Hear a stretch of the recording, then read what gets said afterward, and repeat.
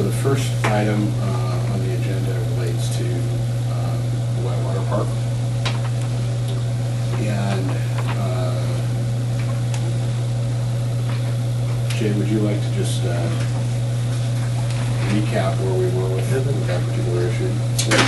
Initially, we had a presentation from the folks on the Whitewater Park. I'm sure, Right. And then later, we had a presentation from the new city manager. It was kind of on an ad hoc basis. And that ended up kind of getting into the water park issue a little bit more, and it became apparent that there was some inertia there. Somebody there at the city was going to drive the issue, which was encouraging to me. I think also to Jay.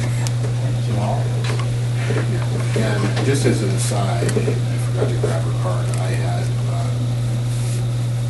an interaction with Senator White the other night, last week, and he was very interested in the project and signed somebody from the staff to follow up and find out more about it. So, Has the survey been done? They did go and do it, yeah. Yeah, they did. Any surprises? No, I mean, it's, there'll be some bad road to get that done, I'm sure, to get necessary permits, but the fact that they're moving ahead with it is, as, and the way that conversation with the senator went, he just happened to ask me what I thought about economic development as it related to recreation. Because some of the analysis that had come back post government shutdown in terms of the economic impact that was associated with the closure of national parks was extraordinary. So in general, you just want to have a Extraordinary in what way? that. I mean, it's, especially for a region like ours where there's a lot of, recreation is disproportionately important to our economy, just because of everything else that we've taken away, like timber, ag. I'm Joel from County Council's office. I was asked to come by in case you guys had any questions or any assistance. Sure. Thank you. Thanks for coming. Thank you. So, in any event, I mean, he's just very interested in the importance of economic development, or recreation as it relates to economic development in the state of Oregon. And so, I haven't mentioned this project, but the intriguing to him it was, so. Never a bad thing.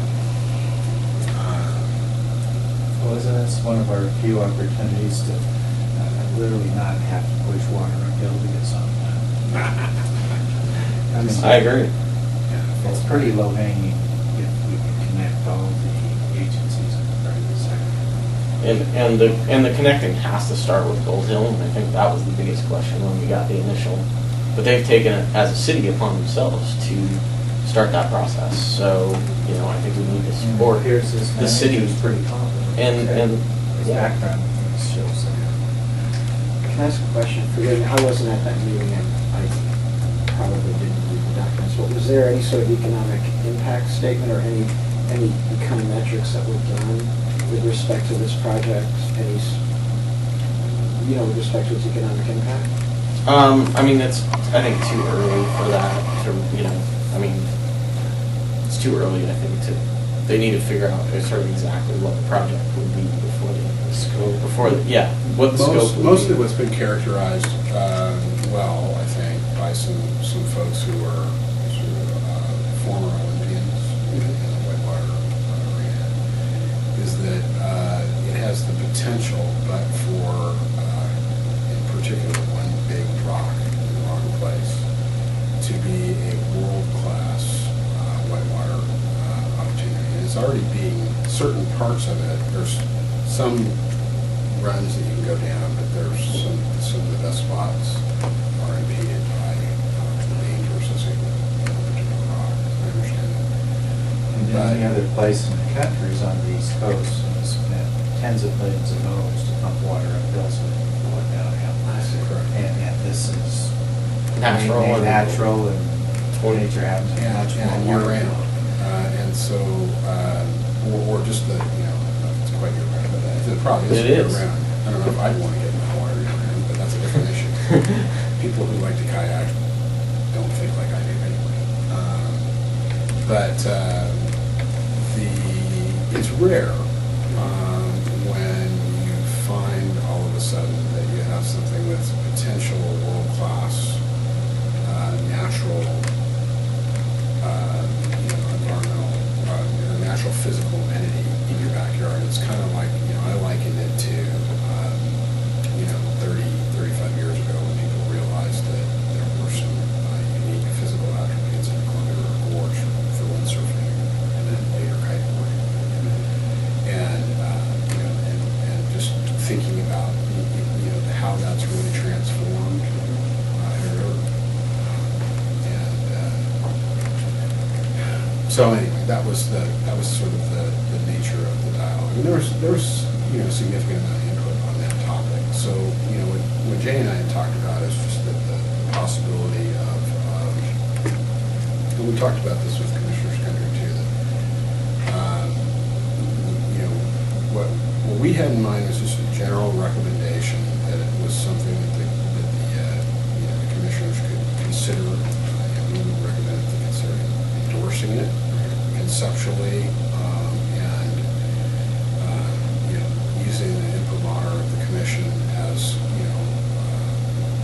as a way to be a facilitator and just basically help advance the dialogue on the topic. It's way too soon to know about all the economics, either on the input side or the output side, to know about project viability. But oftentimes it takes a lot just to get there. Sure. And the WISE project is a good example of all the work that. Yeah, This isn't 10 years to like get the WISE to, project, but it took them 10 years to get to the point of having an economic study, and they just recently did the drafting, so. This is kind of organically grown legs of its own without any influence. Yeah. Well, I was going to say, I know we've all been watching the city of Gold Hill politics for the last several decades, and I've been in front of their council several times just in the last few months, and it would appear that there's some political stability. And I think with Rick as the new city manager, and he's somewhat of a professional city manager. He's been in some other places, and so they've got a city manager now versus a lot of small municipalities with city recorders. And I could still sense some tension among the council members, but not like what you've seen there before. What type of tension? Oh, just council members that don't quite get along and may say things to each other under their breath that, okay, that wasn't very nice. And so I think that Gold Hill will always be challenged by that until there's a general change in maybe the makeup of the community in some way. But they've spent their money on it, which is just amazing. As I sat through the last few council meetings, the way they nickel and dime their way through a council meeting. For smaller cities, they approve every last $5 check that was written by the city manager. On a every other week basis, the city manager can't just approve paying a local utility bill without council input. So it would appear that it's quite an endorsement. So I think an endorsement from the commission would probably help them. Okay. Well, the other thing for Art's benefit is that, one of the reasons why there was an opportunity, and there were some changes in river condition that resulted from some upstream dam removal in recent years. And what they did with the powerhouse at this exact location. So there's physiographic changes right at that location plus upstream that has. So it's recently kind of emergent sort of thing that's become recognized. The other thing that even allows this to be an opportunity from the standpoint of Gold Hill is that they have some very substantial land holding on the riverfront. They have this sports bar, which The is city itself. Yeah, and the city limits. and it's a significant amount of land, and so it gives them access to the waterfront, and so that's very strategic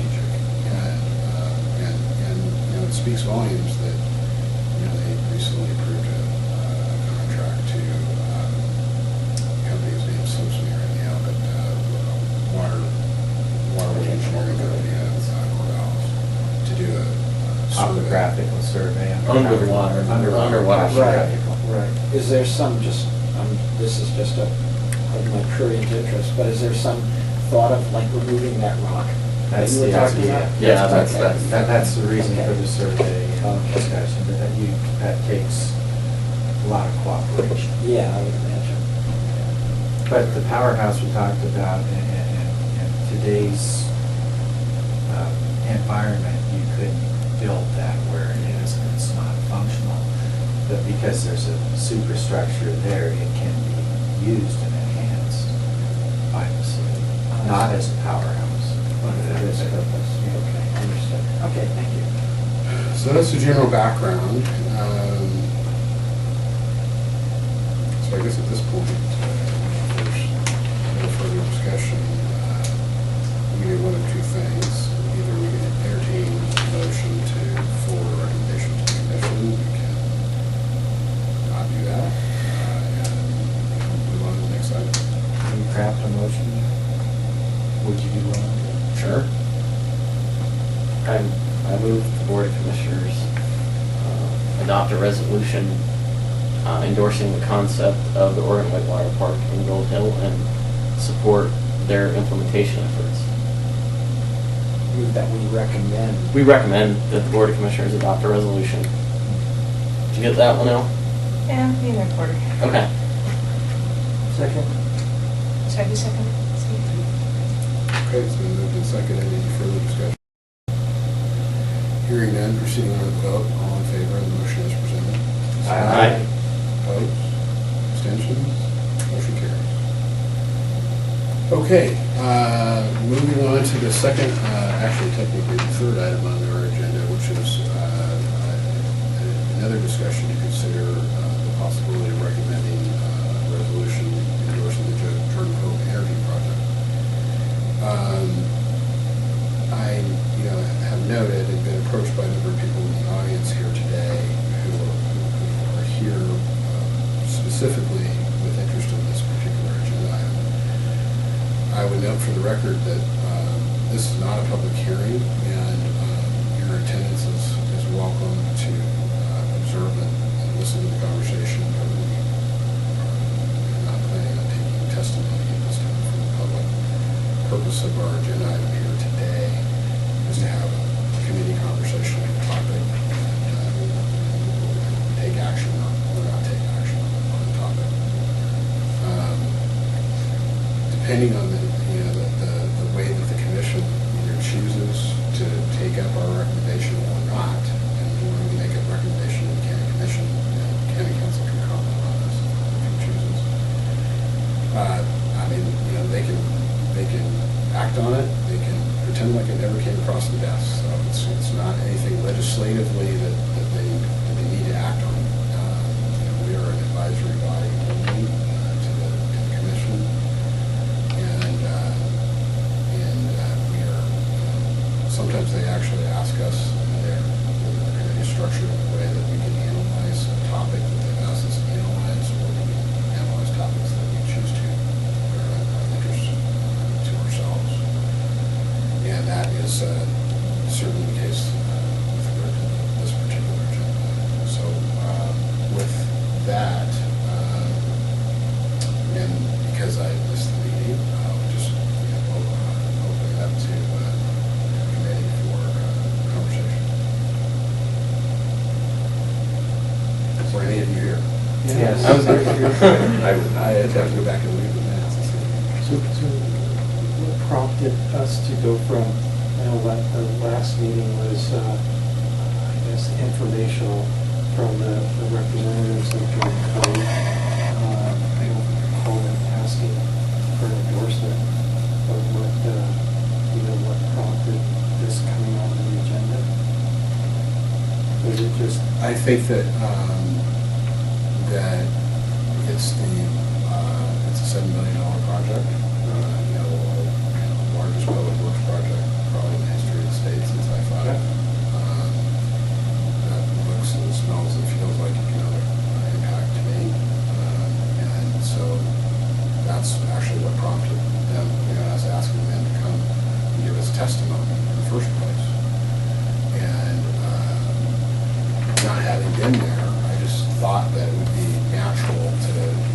initiate the conversation, now, since we had building an agenda today around nothing but just talking as a committee, no other presentations.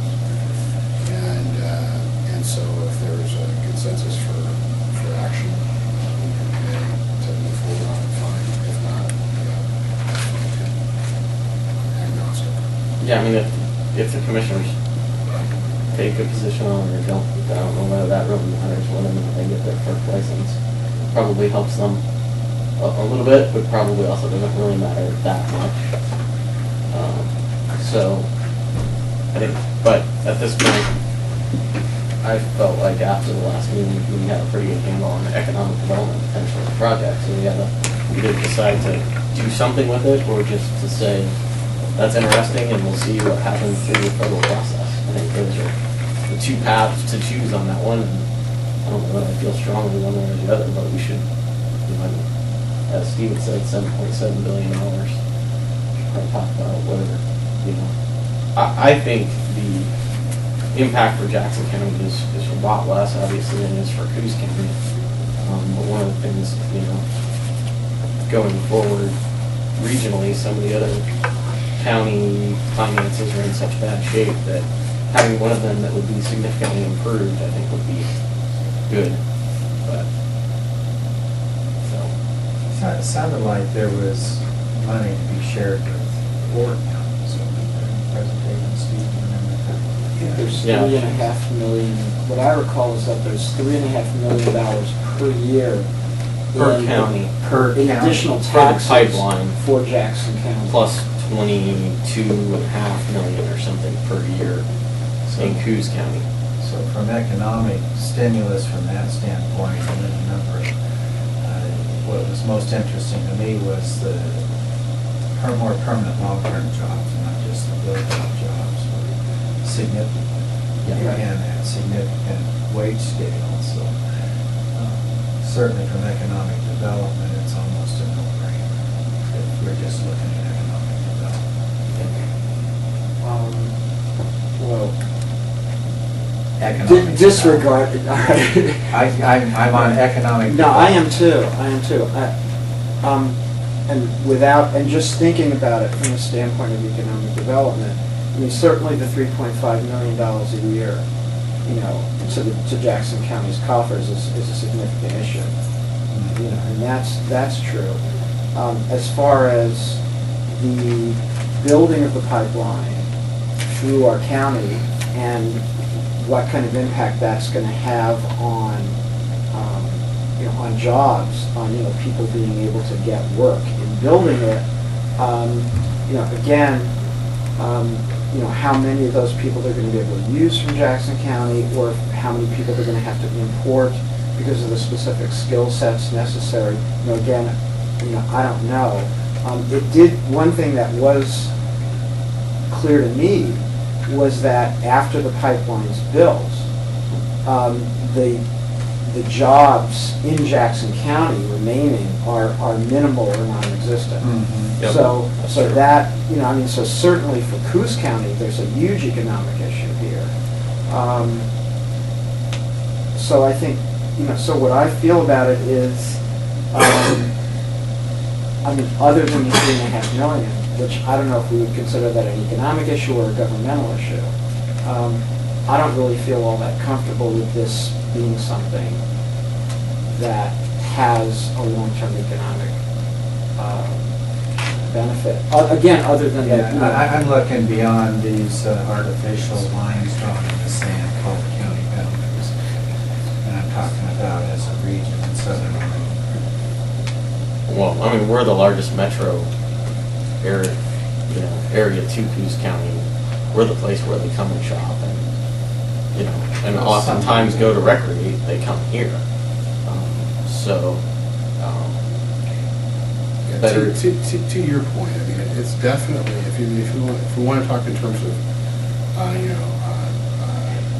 gross regional product, okay, long-term, notwithstanding maybe some issues related to long-term gas supply for Jackson County, which could be impactful. There's a short-term benefit, like a lot of sort of public works construction projects, there's an initial short-term benefit, and then afterwards, short of gas supply issues, less so.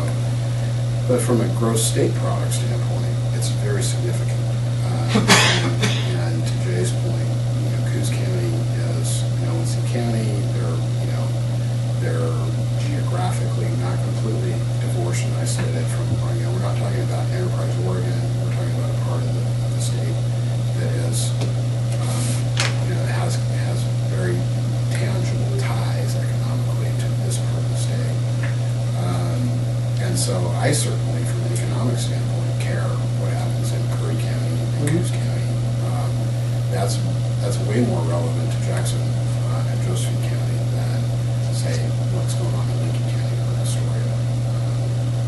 So just, I'm not saying that's completely the end of the conversation, but it's definitely germane. Coos County is part of Southern Oregon, and so I think that it's part of our broader regional economy. I could maybe just address a supply issue, and it's very relevant with the cold snap that we just had. Had we not had the line that comes over from Klamath Falls and terminates by by the golf course, we all will be in the cold right now. So Williams, the pipeline that comes down from Canada through the I-5 corridor, over the weekend had a compressor station that wasn't compressed. So, when you got a pipe and you got, diminishing pressure, you take that and you recompress it so you can push more gas down the line. So somewhere, actually I don't know where, probably somewhere north of Grants Pass, could be even north of Roseburg, I don't know what compressor station it was. We had to go to TransCanada and ask them to start pushing more gas into Medford so that we could continue to supply the region all the way up to Grants Pass. And without that pipeline, we probably would have lost all pilot lights in Southern Oregon. And this isn't a good time for people to lose their heat. So we would have immediately lost supply. So it's interesting, we went to TransCanada to ask them to build that line in the early 90s, and they did. And this is the second time that that gate station, what we call our substation, has been able to push supply into our distribution system all the way up north of Grants Pass. Now, so do we need a third line to have even a third redundancy? Would be nice. Is Avista committed to doing that? No, it's too early. The two pipelines will interconnect north of Myrtle Creek. That'll create the availability of supply that doesn't now exist in the Williams system. But where we interconnect for our distribution system in Medford, it's just too premature for us to look. We have a 20-year plan right now that's filed with the Oregon Public Utility Commission that identifies where we're going to get the supply for the next 20 years, and it gets updated every 2 years. So if this pipeline's built, then we, from an engineering and a long-term gas supply issue, will have to put that in our calculus to determine whether or not an interconnect is cost effective. If it's not, then we continue to find other ways to supply the Medford Grants Pass system. If it becomes cost effective to interconnect, then it makes the list from a regulatory point of view.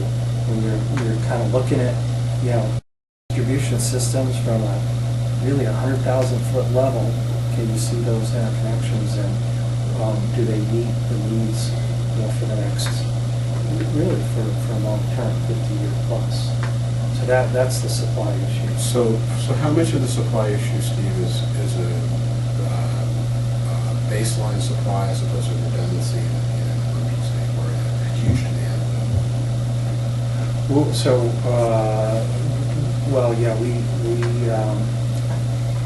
I have to even look at our own If you look at documents. population. Right, so part of our system and our supply is designed for cold weather days, but not cold weather like this. We do sort of 20-year lows when you design a system, You don't do 100-year lows, because if I build a gas distribution system in LA for Minnesota temperatures, it's not a prudent capital investment, right? So even our system in Klamath Falls is built to lower temperatures than it is in Medford, because it's a prudent expense. So they're part of the supply issue, but our 20-year supply projections are based on population trending and kind of a bit of a status quo is what is the Medford Grants Pass projection of really economic expansion continue to look like. So it would, on some level, hedge your downside risk in really cold, if a Vista were to interconnect. Yeah, If it made sense if we to were do to that. interconnect, then, but again, it has to be cost effective, because our consumers, Sure. we shouldn't pay for utility investments that aren't prudent. And so we would have to do the math to see, what we do have an obligation to do by commission order, is where are you going to get the supply and where it's the least expensive? And does a Pacific Connector come into play as the next less expensive option? So that's where that would lead. The other side of supply is that the pipeline coming down from Portland is at capacity. Everybody who wants to use that pipe, Vista, grow lumber at one time, and all the rest of the really large users have nominated or are subscribing to a certain amount of space on that pipeline. And it's fully subscribed. And so if somebody wanted to get firm supply off that pipeline, let's say we had a biofuels plant, want to locate in Medford, that's a lot of gas.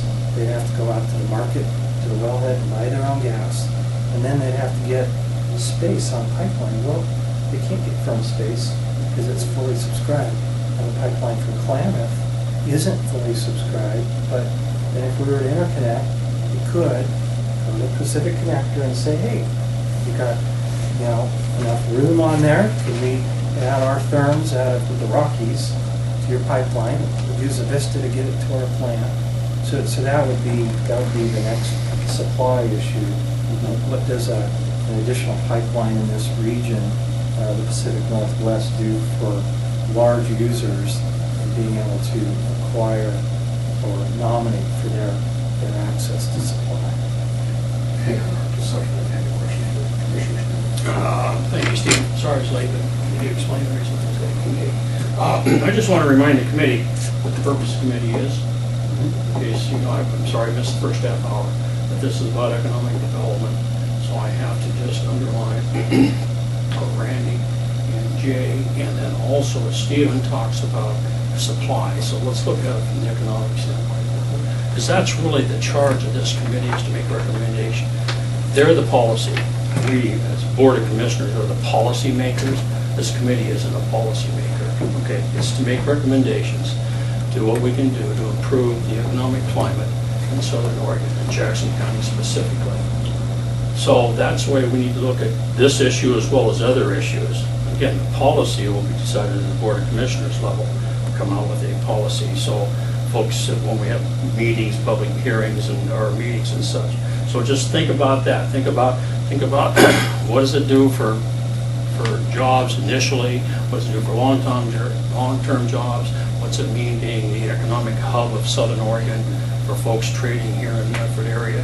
And then from an economic development further downstream, what's it do? Do we have the supply of gas for if in case someone is looking here to come to Southern Oregon and looking just like our water and power?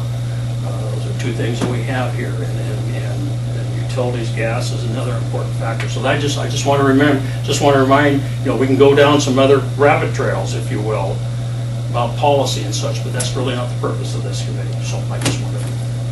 Okay, thank you, Commissioner. Okay, so I have a question for you. So, and I understand your charge, and I agree with it. So my question is, then any economic project, our charge is is to only look at it from an economic standpoint, and therefore, what I'm hearing is that the only way for me to look at it and say, that's not a good idea, is if I see some perhaps unintended economic consequences that might result in it having a negative impact rather than a positive impact. I think you want to look at unintended. I mean, we're all supposed to be aware of unintended, although many times we're not. Right. Okay. That's why they're- So in making a recommendation, it would be like any of our advisory committees, this is what we recommend, okay, here are the reasons why. Also, here are some considerations that you as a Board of Commissioners and policymakers may want to consider. But from purely, again, from economic, natural resources, et cetera, this is our recommendation, okay? Based on that, whatever that particular advisory committee is. And I just, again, I want to remind you what this is, the Economic Advisory Committee to the Board of Commissioners, is keep that forefront. Doesn't mean that you exclude everything else, okay? So when you make one makes a recommendation, this is our recommendation, these are the reasons why, but also these are some considerations that you as policymakers want to think about. Okay, Kurt. I want to go back to the discussion we were having though on long-range supply issues. I mean, if you're looking at it from a 20-year standpoint now, you may not see the need to connect, but how many large commercial industrial users would it take beyond what your 20-year projection is to alter that need? I mean, is that, I mean, I look at it from that long term, you know, you're looking if the pipeline were not to go through, we didn't have that option, is there the potential for a higher gas price to this community 20 years from now? Let me ask you a clarification. You say higher gas price. Okay. So that's one possibility. What about just the inability to accommodate industrial use Yeah. in the region and the sort of loss of that opportunity as a result? Right. And I think, you know, it could be one or the other. I mean, it could be a large user that forces prices up if there's not the ability to tie in, or it could be, Right, so, you know, population growth that forces us not to be able to have a commercial. yeah, there are a couple of ways for us to meet the kind of a long-term growth in gas demand. And if gas continues the price to be stable at NYMEX and electric continues to go up, that could change the demand for gas. If CNG vehicles take a bigger share in demand, that could change it. But, so, two ways. One is that we, as a utility, and the industrials from Roseburg to Grants Pass, build a new pipeline from Grants Pass to Portland, and everybody shares in that cost. And every few years, Williams will come out with sort of a subscription notice to ask, is anybody interested in paying us to build a new pipeline? And everybody looks at the price and says, no, there are other ways to do it. And those other ways are pipeline to Klamath Falls, adding compressor stations on that pipeline will increase supply into Medford. So that's one way. Conservation is another way. So as we hand out checks to people to use less gas with a new water heater or a heating system, that's a supply acquisition strategy. Because we're all paying for it as consumers, those incentives basically make it into our pockets, but it's the next less expensive way to acquire the resource. And so interconnecting with Pacific Connector could be less expensive than those other two options. At some point, is it the only option? I think building a new pipeline in Portland probably never going to be an option. And at some point, TransCanada limits out, and there's no way, you just can't keep putting compressor stations between here and Klamath Falls and getting more supply. It's an infinite size pipe. And so, yeah, I think you could speculate that at some point that becomes necessary. Or where they cross north of Merle Creek, does a new pipeline get built along Williams' existing easement from there to Grants Pass?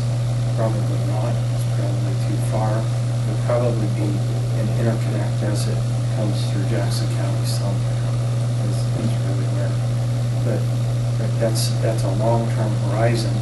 But we've been here for 106 years now, so I think that utilities tend to look at really, really long-term horizons.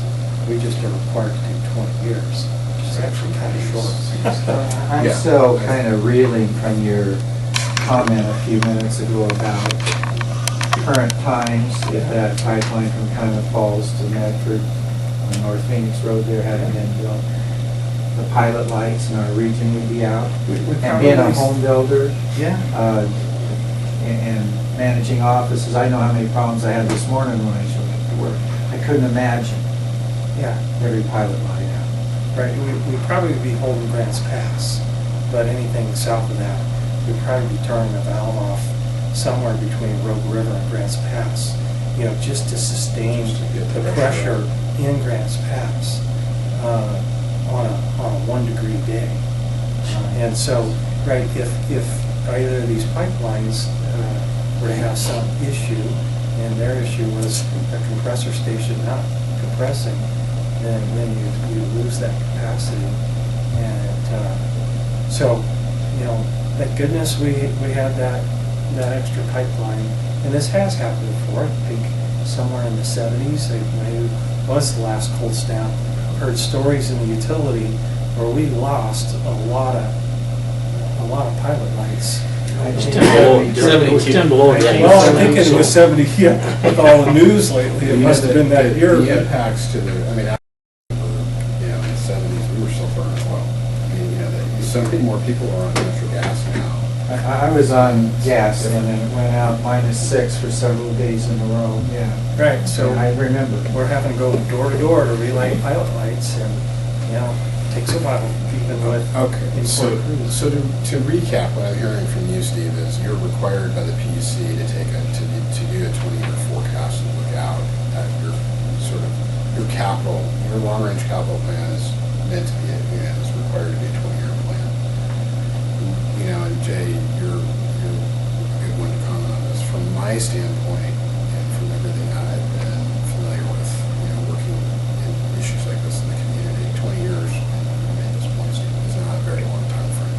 When you're looking at things like potable water, wastewater treatment, electricity supply in a region, et cetera. I mean, if you want to talk about the long-range planning, usually 50-plus years is 50 years is a good number. is a better number. So,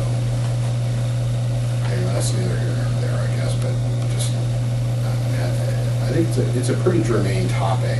You don't have the information, obviously, because you guys look at it from a 20-year perspective. But it's a very relevant topic from an economic development standpoint for the region, both from an industrial standpoint and from a population growth standpoint. Is how do you cost effectively, there's always an answer for how you deliver gas, right? It just may be an answer that you don't want to hear. It's a cost and engineering solution. Right, and so, then. There's political consequences. Right, you get to a point where maybe what happens is you don't grow. Okay, I mean that's one option is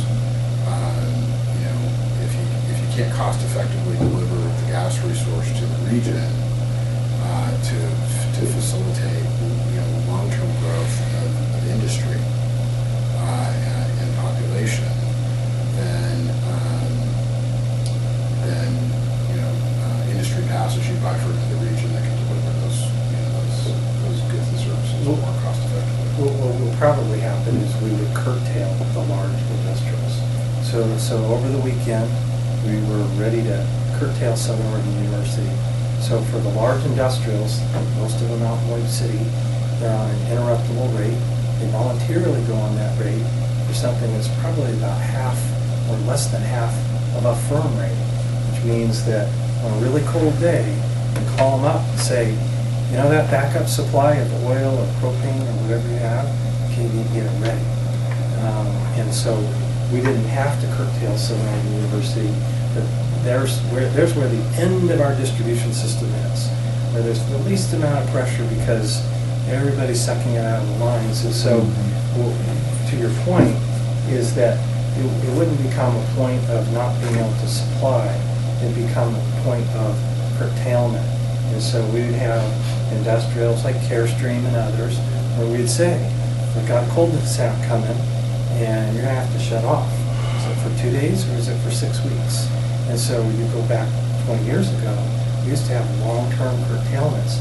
I don't know if we ever did it early, we probably had enough hog fuel to keep the dryers running, but I'm off on the numbers. I've heard of curtailments on industrials lasting for weeks.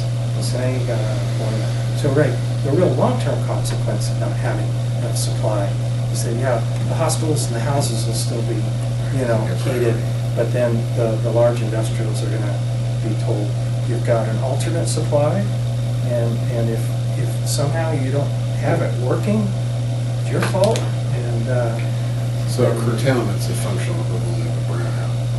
a blackout. Well, yeah, I guess you could call it a brownout, but, right, we aren't gonna have pilot lights. It's a full, we go out to the meter and shut it off. For the large industrials, so to products, Sierra Pine, the Vinci SMU, but that's where, a fixed supply issue in a distribution system, that's how we handle it. Okay. So there's your outcome. All right. Well, we're not an econometrics firm, so we're not in a position here to No. sit and deliberate and crunch over these numbers, but it's definitely a relevant topic from my standpoint, from my viewpoint, in terms of regional economic impact. It has the potential to be extremely relevant, which is why I think it deserves to be on the agenda. Whether or not we want to move forward with a recommendation to the commissioners in any form is up to this committee. So I'd certainly entertain a motion, or otherwise we can pick up this conversation at another time. Why wouldn't we make a motion to move this forward?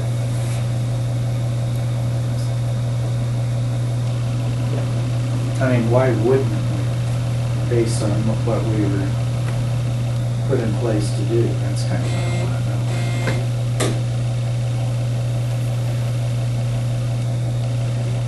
It was not Well, the thing is, just remember that you don't have to worry about the political consequences, again, that falls on the It's BOC. not- So you're making yeah, it purely, exactly. what's the word I'm looking for? Pragmatic, or that's not even the right word, but you're making a recommendation based on on this criteria. It's a narrow criteria. So, I'm just taking that off, you don't have to, we're the one who'll take the heat, one way or the other. I mean, we're the one who knows. So a priori, for us as a committee, this is a narrow. Yes, I just wanted to make sure. Point that we're taking, and that is, there's near-term or long-term economic impact to the region. That's our charge. From my standpoint, not knowing specifics, and again, this is going to be the nature of what comes before this committee. Things come here and are going to come here before enormous amounts of work have been done on the subject sometimes, because it's appropriate for government to get involved on big-time economic development projects on the front end and sort of foster them or pursue them to some kind of logical conclusion, which may result in moving forward or it may result in not moving forward. So this is an example of a project that has come to our attention at a very early stage in the process. If I boiled it all down to a very simple conclusion here, it would be that the existence of this pipeline, and I think Randy, you said it's a no-brainer to say that construction jobs for whatever amount of time they last are a positive economic impact. That's not hard to wrap your head around. But the existence of the pipeline gives our local utility probably down the road another potential avenue gas supply needs for the region. Impossible to know whether or not it would be the least cost alternative, now or 20 years from now. But it's another option, and it's much like having capacity for an irrigation system, so that you can meet long-range needs for your ag industry, et cetera. It's just, so the question is, or the conclusion that I have is that it presents an opportunity for the region long-term that is relevant for us down the road. So based on that, I'll make a motion. Okay? I'd like for this committee to ask the county commissioners to consider a resolution endorsing the Jordan Cove Energy Project for its value as an economic development project. Second. Okay, it's been moved and seconded. Any further discussion?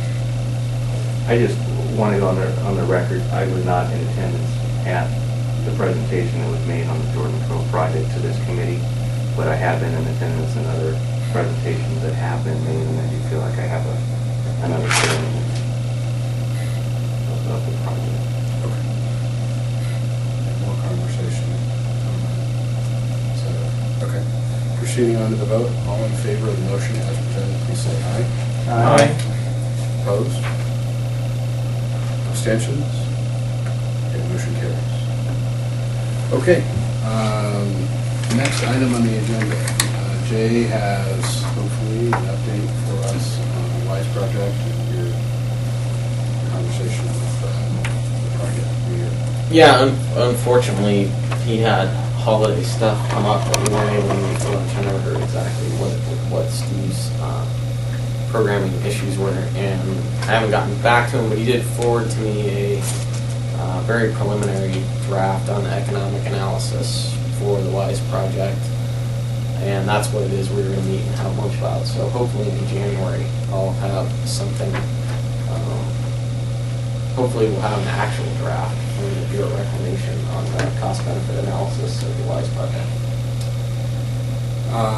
Just generally speaking on the irrigation issues on this side of the valley here, we've had some passing conversations as a committee since our initial presentation of the WISE project and irrigation matters over a year ago, when we first heard from those folks. And then when, I think it was the Ninth Circuit Court decision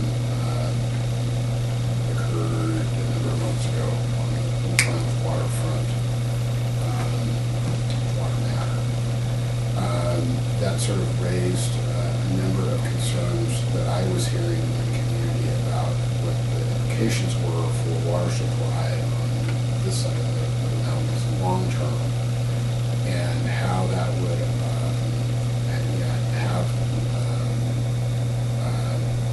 how that would impact the significance from a strategic standpoint long term of something like the WISE project, which would allow us to preserve water supply and manage delivery of that water supply in ways that haven't been possible before because of the potential for pressurizing the system.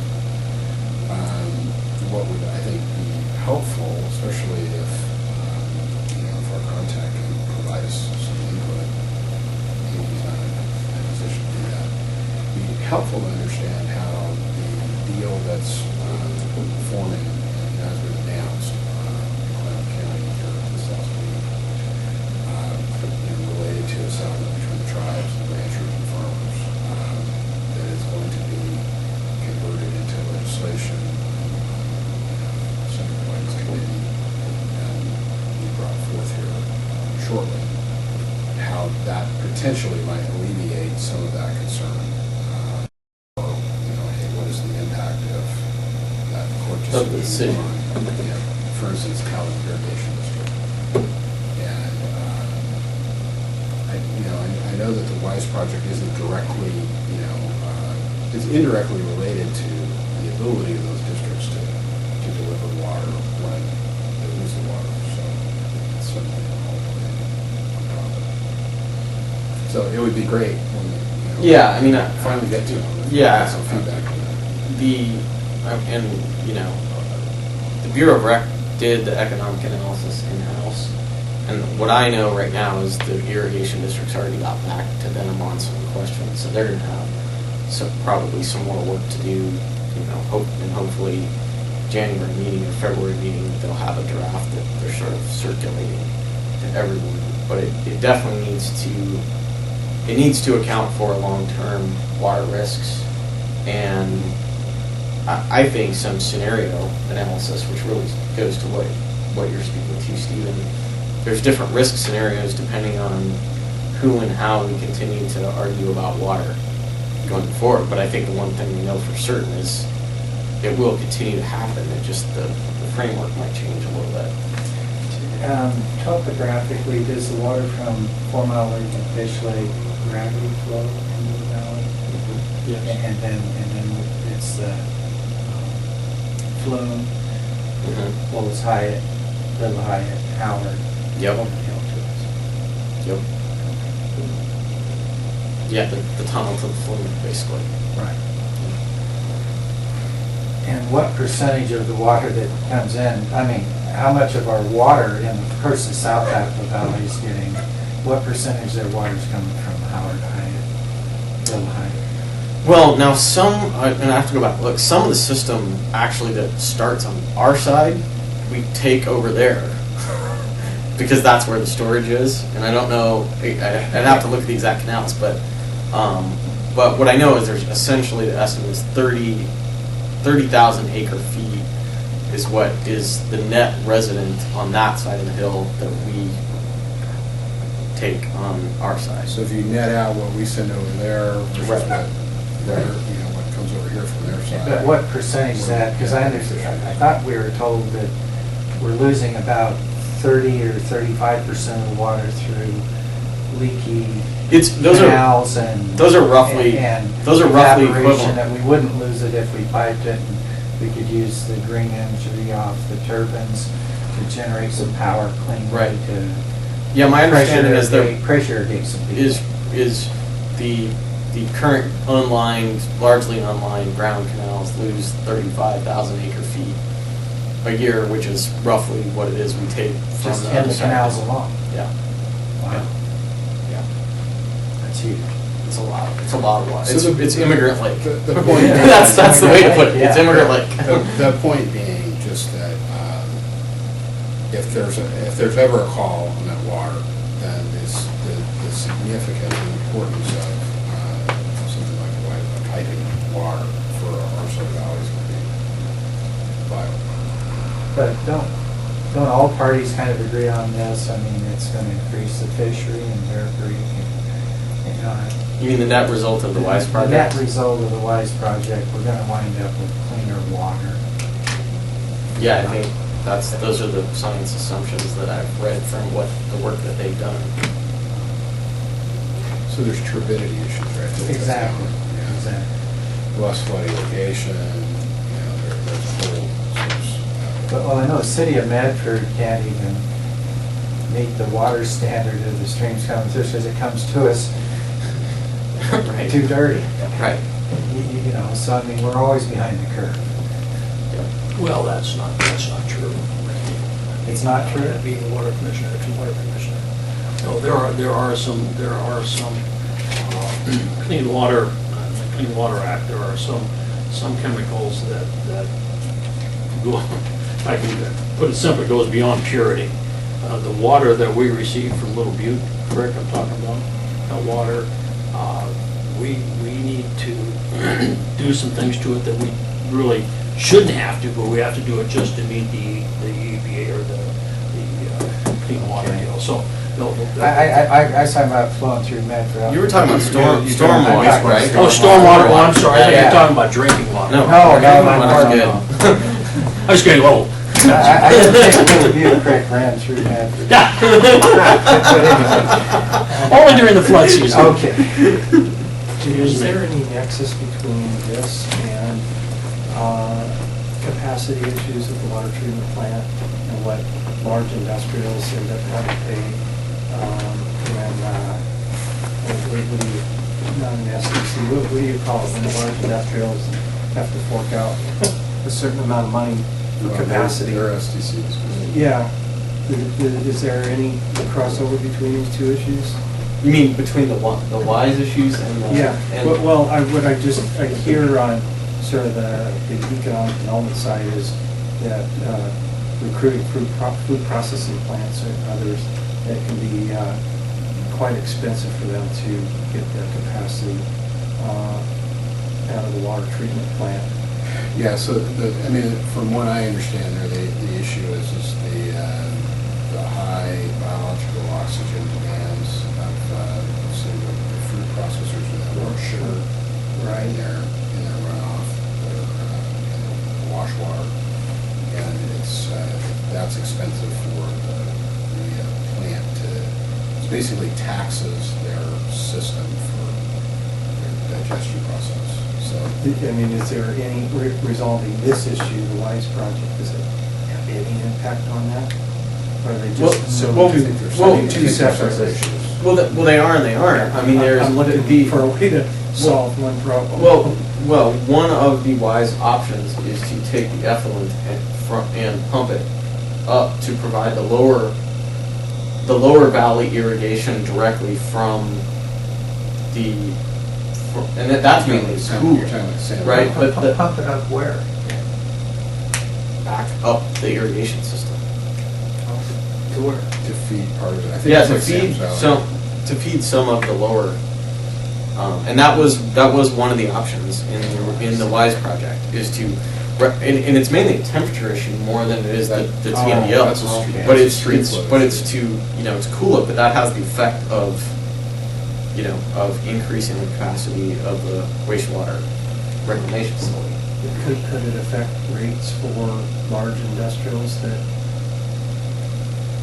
you know what issue I'm talking about, Don, right? I mean, I'm characterizing it wrong, or Kind of like. putting the wrong words to it. It's like the issue that Sabroso had. about- Yeah, Yeah, it's the that's regional the rate word. commission. Yep. Yeah. There you Yeah. go.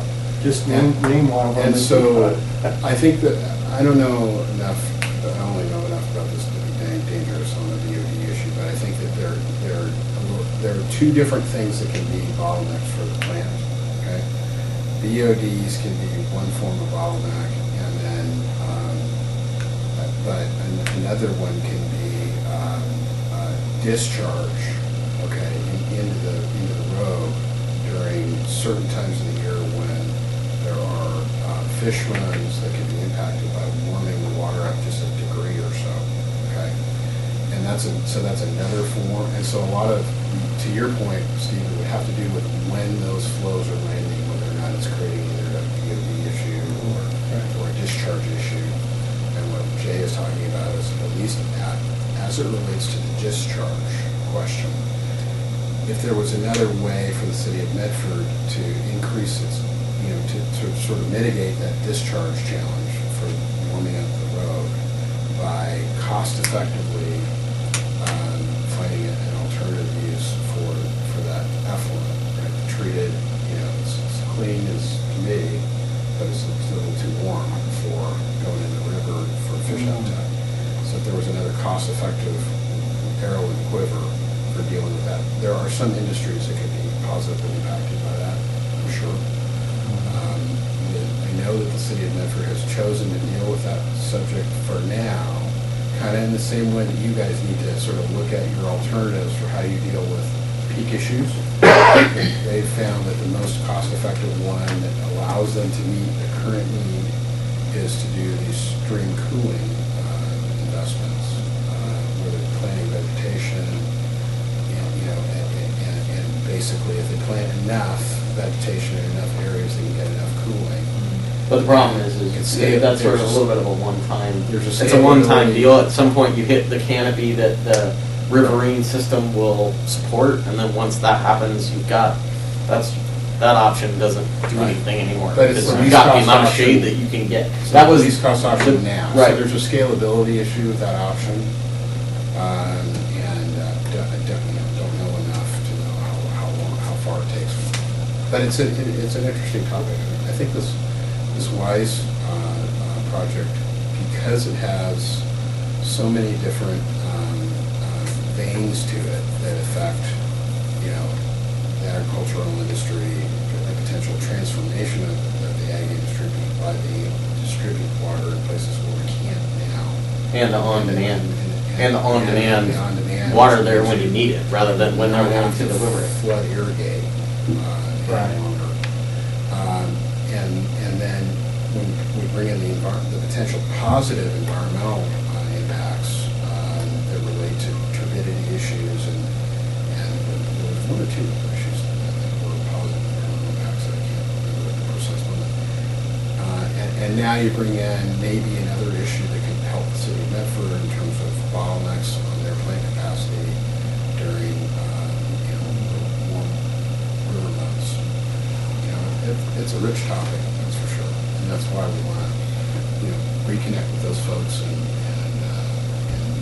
find out how that project's going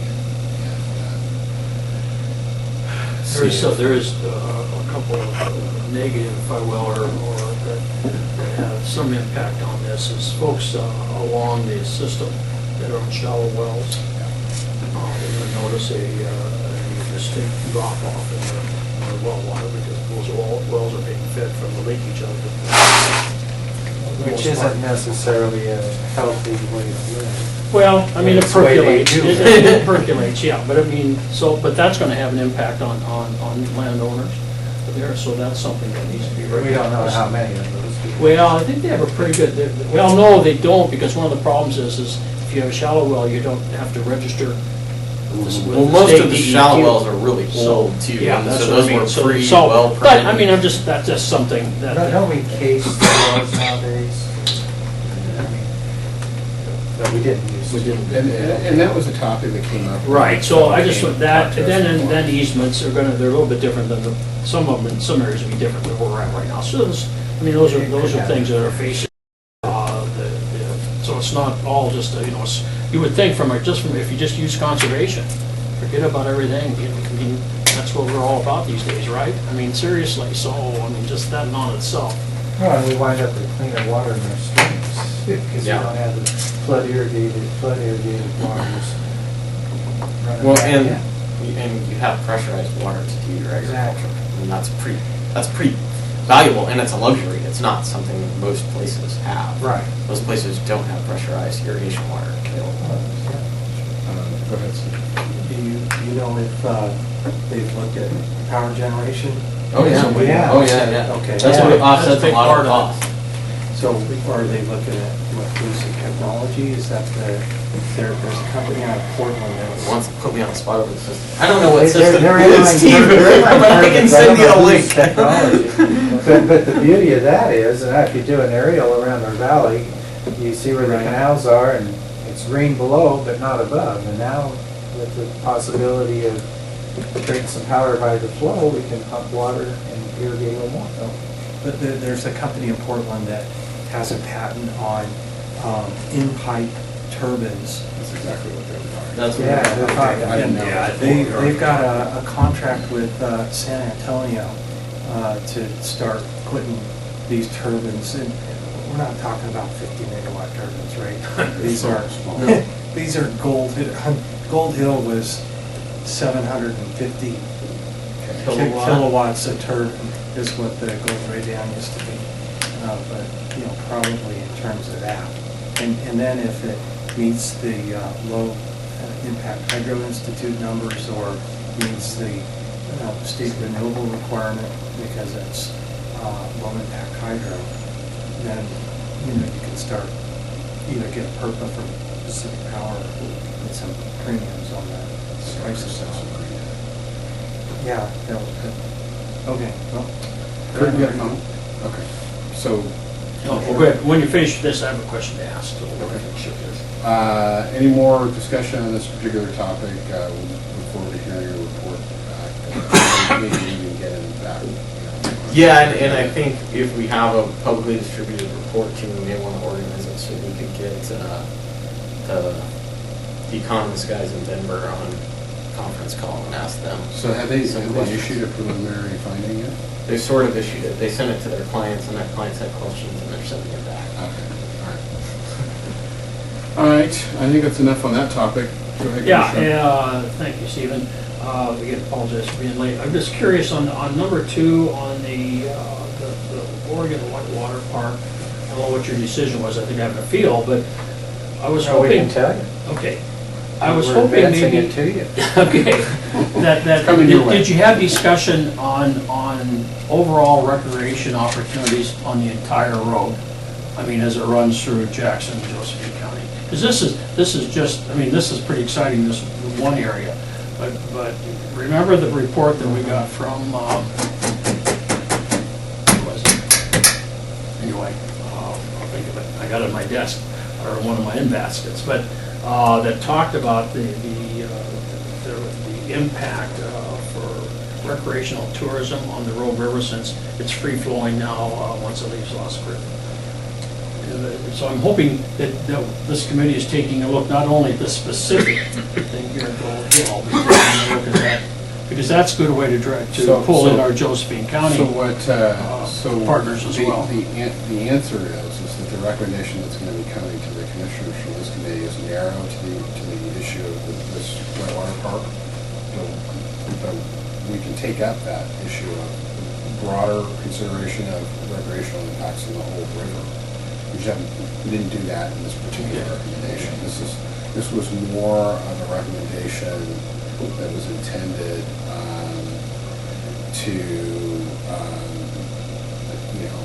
that was specific to what the commissioners might want to consider in the form of lending a helping hand to the folks in Gold Hill as a facilitator and supporter of helping them understand next steps, maybe introductions and whatnot. Okay, thank you. Well, maybe mine, I should have just been quiet, just brought this other up, maybe put it under other topics. Future.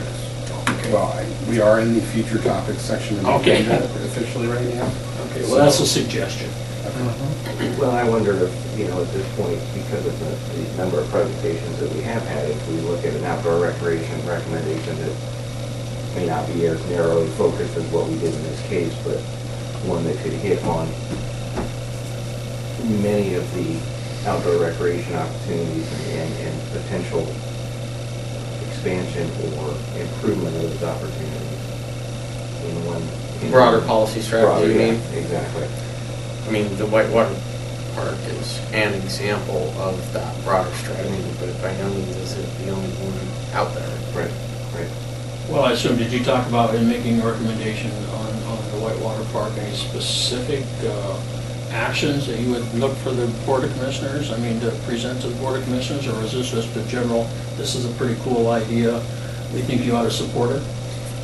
We really did that, and I think the reason is because it's really Gold Hill's land, and, they're Well, heading we in have a some good county direction. land just above it though, so. Yeah, but right at that spot is city land, and so, certainly if the county, I think, has specific things that it wants to do, those are probably things that I would think would just come from Steve up to the board, to John Bile to the board and say, we want to do X, is that a good idea? Since the underwater survey's been funded by the city of Gold Hill and on that particular rock, that's kind of key to how far this can go. Did you, have you guys seen copies of that yet? The survey? And they've already Yeah. completed it. Yeah. Looks like we didn't get to see. So is that something you want as a Well, I topic, think, Kurt? Is that I broader think- policy discussion? Yeah. I think we should do that. We've had multiple presentations from multiple genres of outdoor activity that, we may want to start to Yeah, I'm remembering now, so when Oliver Fix came in and talked to us and then kind of made the presentation, Alec was here from your associate. Right. Talking about the broad, didn't he do a broader economic study in which? Yeah, I think that's what he was talking about, was Okay. for the whole, we needed that first already. Okay, so Yeah. it was commissioned by Surrey. Yeah. Yeah, But that- that's, that one, it was by, Alec. yeah, right. That's not the mapping, but that's that symbol, but here's the.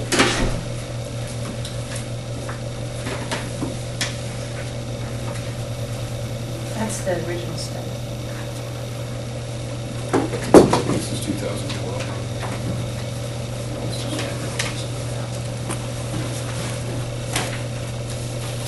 I do have one Yeah, somewhere. this is Alex work product right here. Fairly Northwest. I'll have Linnell, I'll ask Linnell if she'll make copies and send them off to the committee. I think that would be a good idea, Thomas, just if we could get copies of this. 'Cause I don't think we I all. want copies of this as well, the reading report.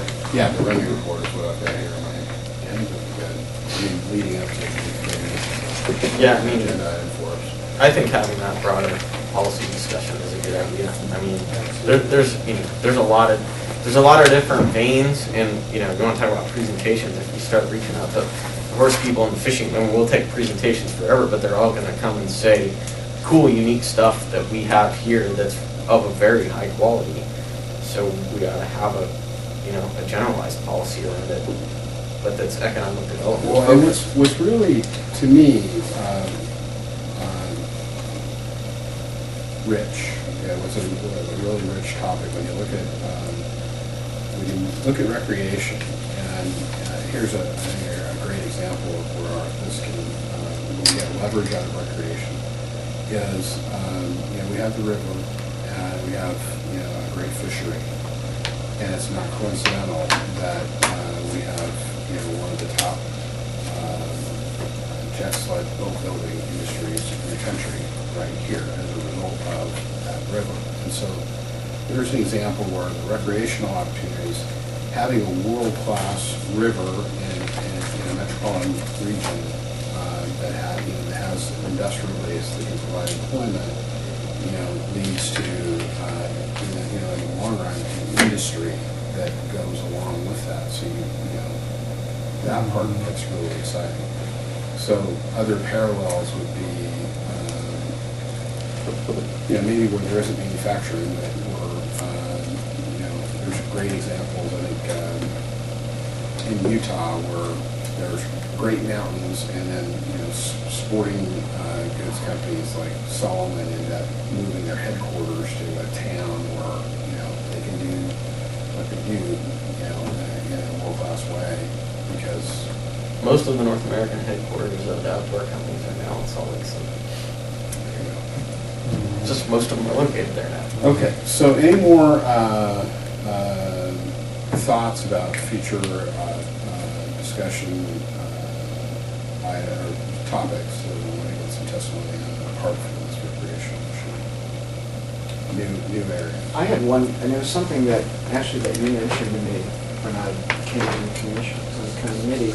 It was with regard, I'm concerned about transportation today especially because I just drove back from San Francisco. But anyway, with respect to, you were saying that the cost and the time involved in getting packages out of our area to other areas we is haven't something dealt that's... with that at all. Yeah, I mean, you were saying that there's like an additional day that it takes companies, I mean, I don't know if that's anecdotal or...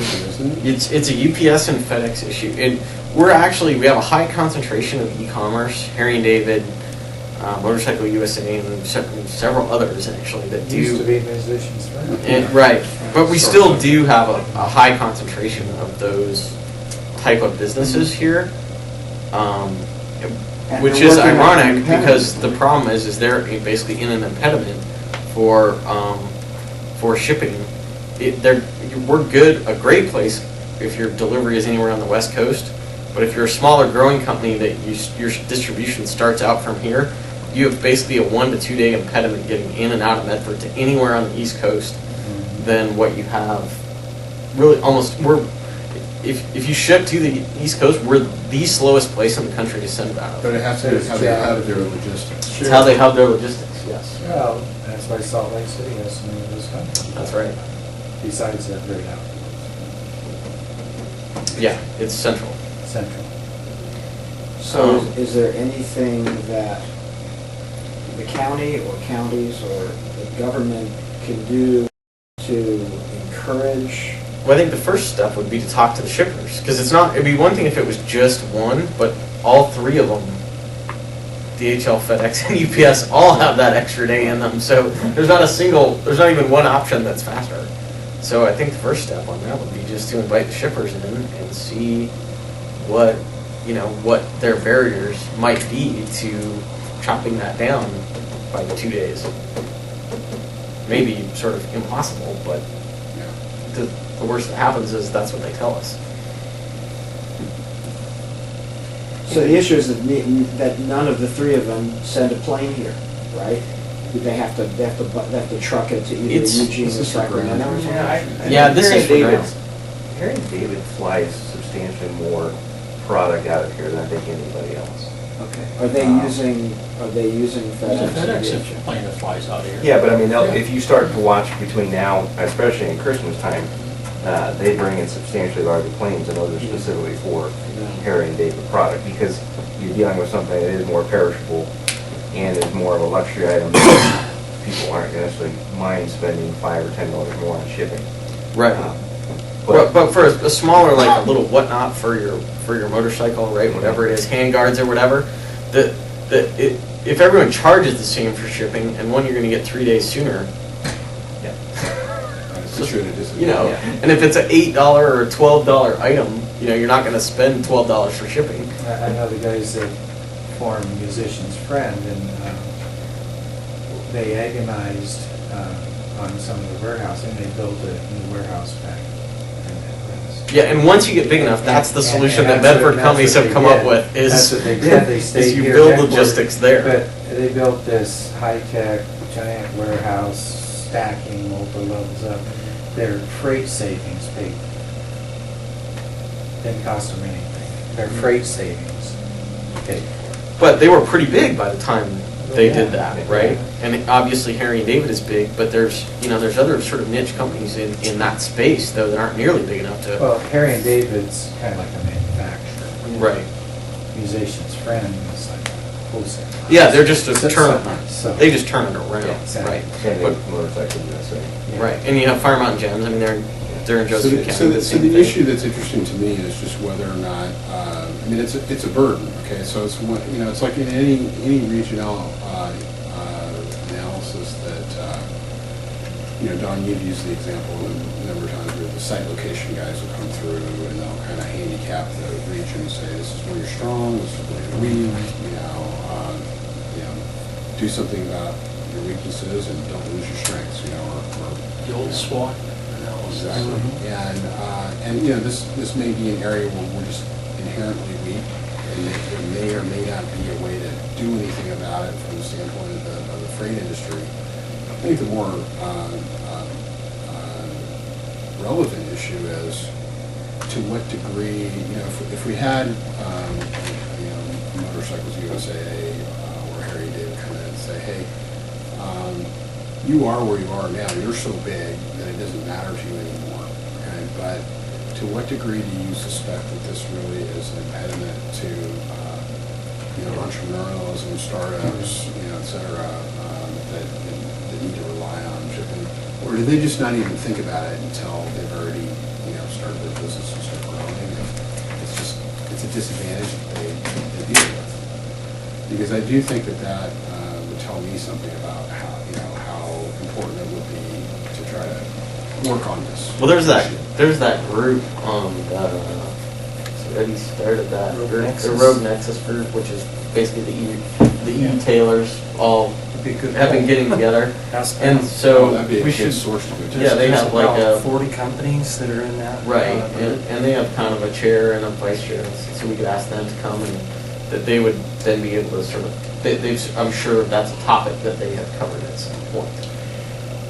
Okay, I think that's a good idea. We'll That's make a good. note of that. And then to your point, Art, you mentioned transportation. I didn't know if you were specifically thinking about freight or not. One of the other topics that's come up, and it's a many-headed hydra. This hasn't come up in this committee, but it's a constant issue that we work on as a region, and that is regional transportation infrastructure, whether it's I-5 or arterial network or whatever it is. But there's enough. There's a lot of Yeah, there are a lot Working on that of topic. folks working on it from different angles. So I think. Yeah, no, that's why I brought this one up specifically, because it seems very directly related to economic development, to the ability of smaller companies to grow, and for companies, like you said, to on site here. I'll tell you an issue that's probably large, I don't know what we can do about that problem, but there's an issue, another issue that we can't do anything about. But I had lunch with our region's, let's just say, very large employer last week. And they're looking at an expansion, a major expansion, and they're considering going someplace other than here because they can't find enough employees that can pass a drug test. Now, you hear that anecdotally from different folks and off and on, especially if you're in the treatment sector at all. But this is the first time, I mean, I remember from my old company, when I was in the private sector, that was an issue too. But this is the first time I ever heard it right from the top guy saying, we would like to do it here, but they probably won't. Change. It didn't have anything to do with training, didn't have anything to do with skill sets, didn't have anything to do with that. It was the inability to pass a drug screen. And I was brought aware of a large employer about a year ago that was saying the same thing. That, if you get a group of people in a room and tell them you're getting a drug test and half of them get up and walk out, and you can't fill the position, you can't be here. And that will continue to be a problem. And I know it's a larger societal issue, but the other thing that drove this home is he says, in their other operations in the Midwest, they don't have the same problem. Interesting. I can tell you for a fact, and you know this as well from your days in, around the trucking industry and heavy equipment, it's a huge challenge in the trucking industry. And it frankly just leads to higher wages in trucking in Southern Oregon because it's a very competitive marketplace to hire people with CDL that can pass a drug test. Just aren't. So the only reason I bring that up is we're talking about making recommendations to the Board of Commissioners. I mean, we have we take federal and state money and put it to those kind of programs. We do a little bit on the general fund, it isn't much. But this is a situation both on prevention and on after, the debts paid, however you want to structure the verbiage. But taking those that are in the recovery stage and getting them employment and such. And this is a big deal. This is something the county is involved in kind of some different ways. So, I mean, that's something if you want to take a look. You're talking about what's the economic impact of success? Yeah. In that area. I mean, that's an interesting, my sense is usually when those questions come up, it's, the humanistic benefits of the success is really what gets talked about, and obviously that's enormous, but it doesn't get talked about too much. What are the broader economic implications of even being 5 or 10% better at that activity? So if that's something the board, would like us to think about, that's an interesting thing. Human behavior, that's all I got. Pardon me? I said human behavior is about as large of a topic as we. Yeah, this is much more specific though.